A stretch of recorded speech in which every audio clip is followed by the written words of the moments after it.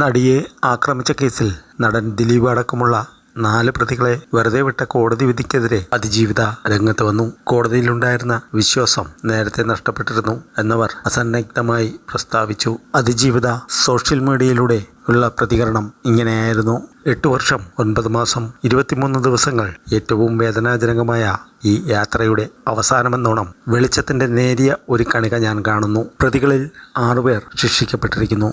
എൻ്റെ വേദനകളെ നുണയെന്നും ഈ കേസ് കെട്ടിച്ചമച്ച കഥയെന്നും പരിഹസിച്ചവർക്കായി ഞാൻ ഈ വിധിയെ സമർപ്പിക്കുന്നു. നിങ്ങൾക്കിപ്പോൾ അല്പം ആശ്വാസം കിട്ടുന്നുണ്ടാകുമെന്ന് ഞാൻ കരുതുന്നു. അതുപോലെ 1-ാം പ്രതി എൻ്റെ പേഴ്സണൽ ഡ്രൈവർ ആയിരുന്നു എന്ന് എപ്പോഴും പറയുന്നവരോട് അത് ശുദ്ധമായ നുണയാണ്. അയാൾ എൻ്റെ ജീവനക്കാരനോ എനിക്ക് ഏതെങ്കിലും രീതിയിൽ പരിചയമുള്ള വ്യക്തിയോ അല്ല. 2016-ൽ ഞാൻ വർക്ക് ചെയ്ത ഒരു സിനിമയ്ക്ക് വേണ്ടി പ്രൊഡക്ഷനിൽ നിന്നും നിയോഗിക്കപ്പെട്ട ഒരാൾ മാത്രമാണ് അയാൾ. ഈ ക്രൈം നടക്കുന്നതിന് മുൻപ് 1-2 തവണ മാത്രമാണ് ഞാൻ അയാളെ കണ്ടിട്ടുള്ളത്. അതുകൊണ്ട് ദയവായി നിങ്ങൾ നിങ്ങളുടെ അഭിരുചിക്കനുസരിച്ച് കഥകൾ പറയുന്നത് നിർത്തുമെന്ന് കരുതുന്നു.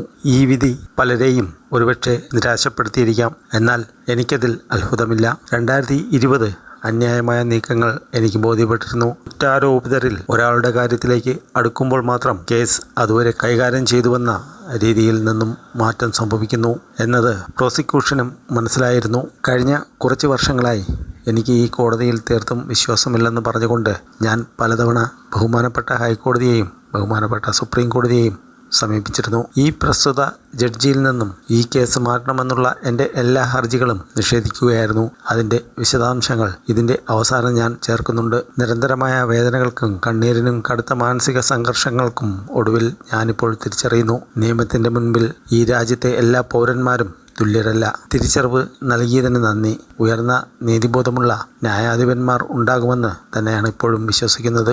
ഈ യാത്രയിലും കൂടെ നിന്ന മനുഷ്യത്വമുള്ള സകല മനുഷ്യരെയും ഞാൻ നന്ദിയോട് ചേർത്ത് പിടിക്കുന്നു. അതുപോലെ അധിക്ഷേപകരമായ കമൻറ്റുകളും പണം വാങ്ങിയുള്ള നുണക്കഥകളും ഉപയോഗിച്ച് എന്നെ ആക്രമിക്കുന്നവരോട് നിങ്ങൾ അത് തുടരുക. അതിനാണ് നിങ്ങൾ പണം വാങ്ങിയിരിക്കുന്നത്.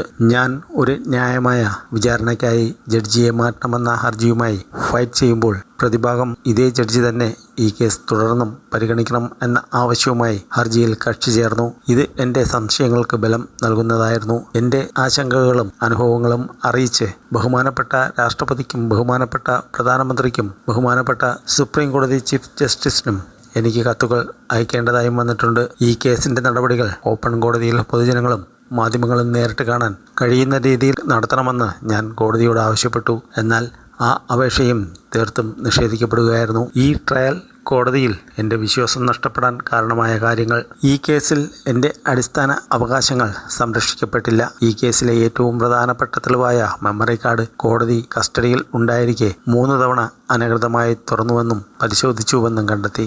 ഈ കേസിൽ ആദ്യം എത്തിയ 2 പബ്ലിക് പ്രോസിക്യൂട്ടർമാർ കോടതിയിലെ അന്തരീക്ഷം പ്രോസിക്യൂഷനോട് ശത്രുതാപരമായി പെരുമാറുന്നതായി വ്യക്തമാക്കിക്കൊണ്ട് രാജിവെച്ചു.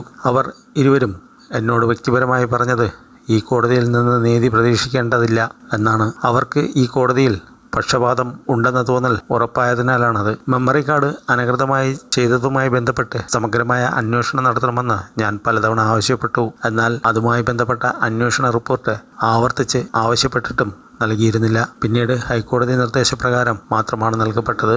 സോഷ്യൽ മീഡിയയിലൂടെയാണ് അവർ പ്രതികരണം നടത്തിയത്.